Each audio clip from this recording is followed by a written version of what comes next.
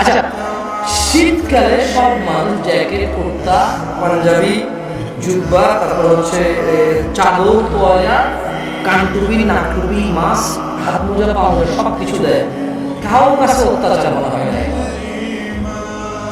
যখনই পর্দা করার জন্য বোরখা করতে বলা হয় সবার কাছে অত্যাচার।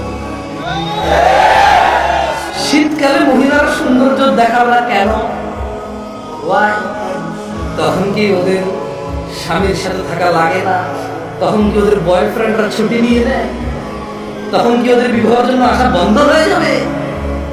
তবে শীতকালে কেন গা ঢাকে? কারণ ঠান্ডা লাগে তাই ঢাকে। গরমকালে কেন ঢাকে না? ঠান্ডা লাগে না তাই ঢাকে না। আল্লাহ বলেছে ঢাকতে, তাই ঢাকে না।